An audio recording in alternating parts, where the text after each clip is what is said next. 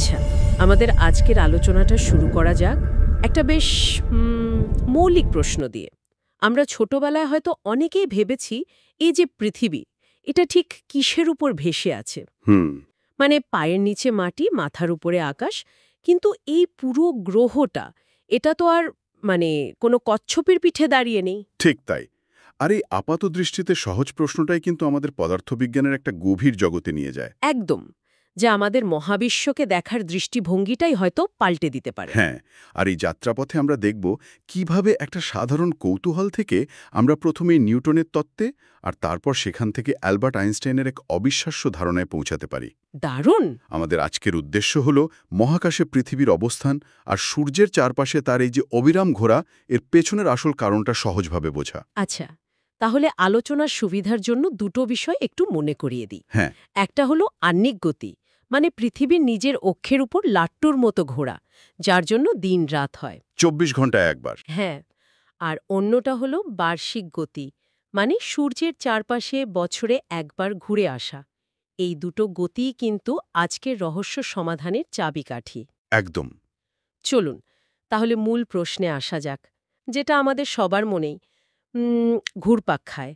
যদি সূর্যের প্রচণ্ড মাধ্যাকর্ষণ শক্তি পৃথিবীকে ধরে রাখে, তাহলে পৃথিবী সোজাসুজি সূর্যের ভেতরে গিয়ে পড়ে না কেন?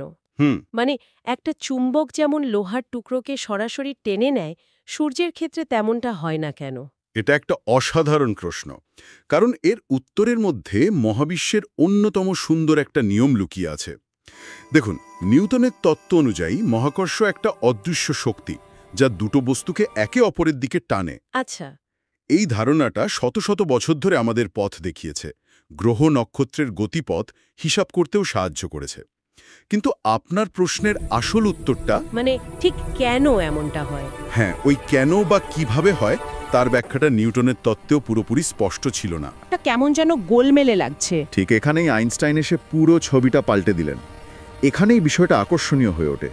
আইনস্টাইন বললেন, মাধ্যাকর্ষণ কোনো অদৃশ্য টান বা শক্তি নয়। তাহলে কি? তিনি আমাদের মহাকাশকে নতুনভাবে কল্পনা করতে শেখালেন। আমাদের উৎসগুলোতে একটা চমৎকার উপমা আছে। ভাবুন, মহাকাশ হলো একটা বিশাল টান টান করে পাতা রাবারের চাদরের মতো। এক মিনিট, তার মানে মহাকাশ শুধু শূন্যস্থান নয়, এটা একটা মানে বাস্তব কাঠামোর মতো, যা বাঁকানো বা বিকৃত হতে পারে। একদম। এটাই আইনস্টাইনের জেনারেল রিলেটিভিটি তত্ত্বের মূল কথা। তিনি এর নাম দিয়েছিলেন স্পেস টাইম বা দেশকাল, একটা চারমাত্রিক চাদর। আচ্ছা। এখন কল্পনা করুন, ওই রাবারের চাদরের ঠিক মাঝখানে আপনি একটা খুব ভারী বোলিং বল রেখে দিলেন। কি হবে? চাদরটা মাঝখানে দেবে যাবে, একটা গভীর গর্তের মতো তৈরি হবে। বলটা যত ভারী হবে, গর্তটাও তত গভীর হবে। নিখুঁতভাবে বলেছেন। সূর্য হলো সেই ভারী বোলিং বল। এর প্রচণ্ড ভরের কারণে এটি তার চারপাশের স্পেস টাইম বা ওই মহাজাগতিক চাদরকে ঠিক সেভাবেই বাঁকিয়ে দেয়। বেশ। এখন যদিও এই চাদরের একপাশে একটা ছোট মার্বেল গড়িয়ে দেন, যেটা হলো আমাদের পৃথিবী, তাহলে কি হবে? মার্বেলটা কি সোজা চলে যাবে? না না, ওটা সোজা না গিয়ে বোলিং বলের তৈরি করা ওই গর্তের ঢাল বেয়ে ঘুরতে শুরু করবে। ঠিক তাই। অনেকটা শপিং মলের ওই কয়েন ফানেল খেলার মতো, যেখানে কয়েনটা ঘুরতে ঘুরতে কেন্দ্রের দিকে যায়। একদম ওই রকমই। পৃথিবী এবং সৌরজগতের অন্য গ্রহগুলো ঠিক সেই মার্বেলের মতোই আচরণ করছে। তারা আসলে মহাকাশে সোজা পথেই চলার চেষ্টা করছে, কিন্তু স্পেস টাইম নিজেই সূর্যের ভরের কারণে বাঁকা হয়ে গেছে।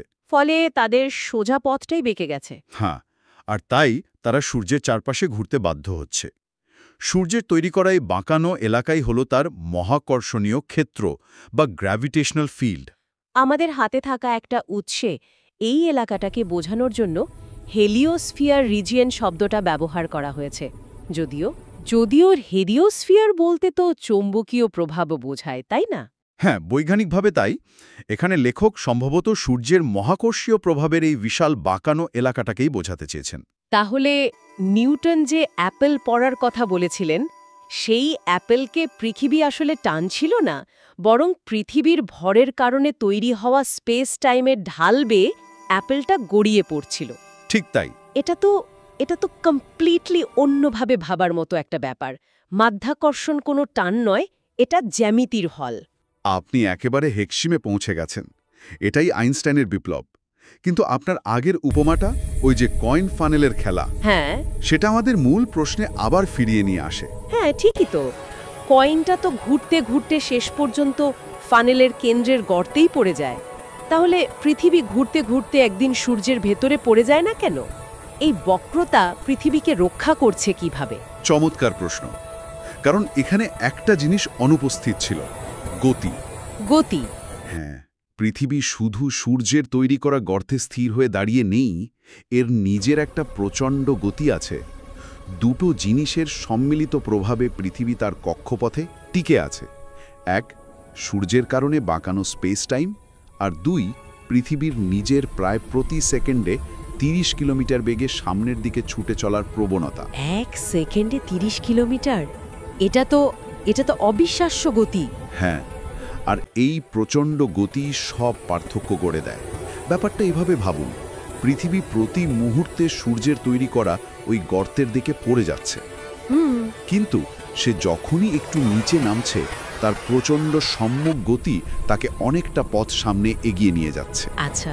ফলে সে সূর্যের পৃষ্ঠকে সব সময় মিস করে যায়। এটা একটা অবিরাম পতন আর পাশ কাটিয়ে যাওয়ার খেলা। বাহ! একদিকে পড়ার প্রবণতা তাকে কক্ষপথ থেকে ছিটকে যেতে দেয় না, আর অন্যদিকে তার গতি তাকে সূর্যের ভেতরে ঢুকে যেতে দেয় না। তার মানে আমরা এই মুহূর্তেও সূর্যের দিকে পড়ছি, কিন্তু এত দ্রুত পাশে সরে যাচ্ছি যে মাটি পর্যন্ত পৌঁছাতে পারছি না। এটা তো অবিশ্বাস্য একটা ধারণা। মহাকাশ যাত্রা আসলে ক্রমাগত পড়ার একটা স্টাইলিশ উপায়।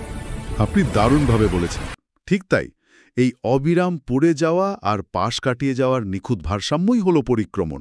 আচ্ছা, একটা থট এক্সপেরিমেন্ট বা চিন্তার পরীক্ষা করা যাক। বলুন।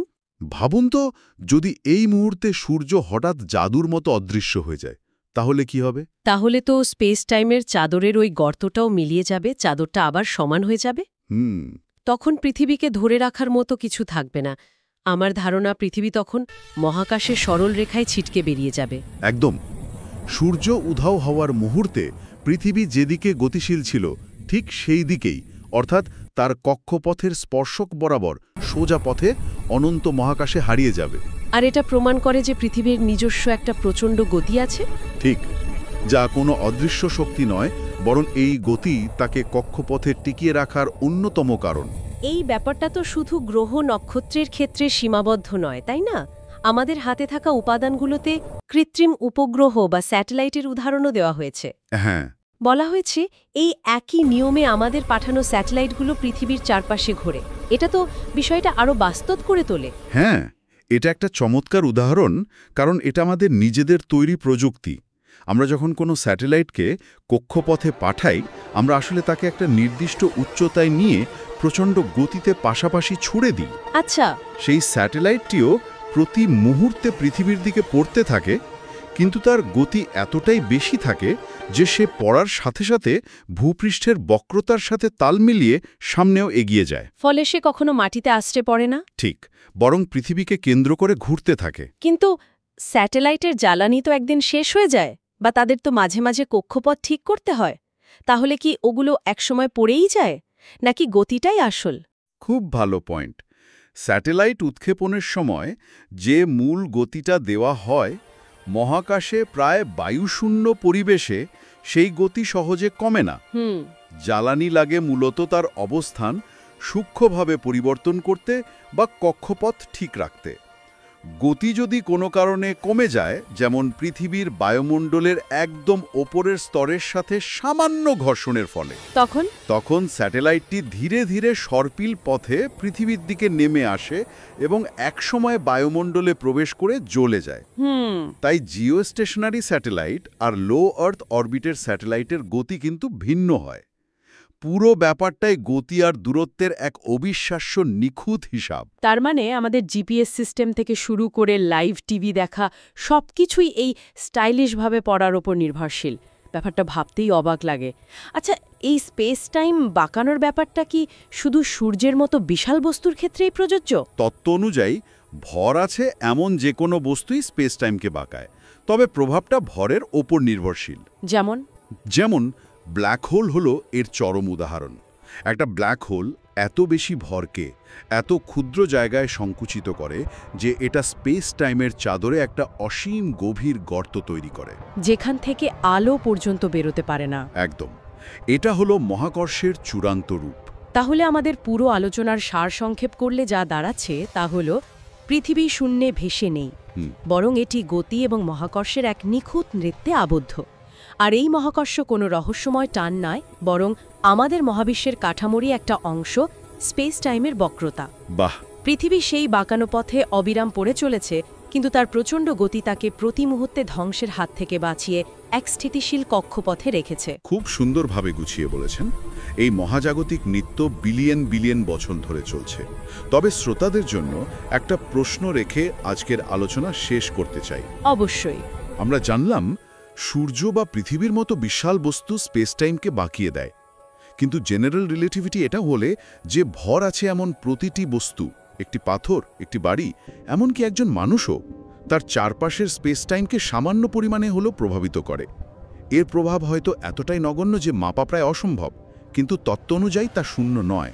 তার মানে আমরা এই মুহূর্তে যেখানে বসে আছি, আমরাও আমাদের ভরের কারণে নিজেদের চারপাশের স্পেস টাইমকে সামান্য হলেও বাঁকিয়ে রেখেছি। হ্যাঁ।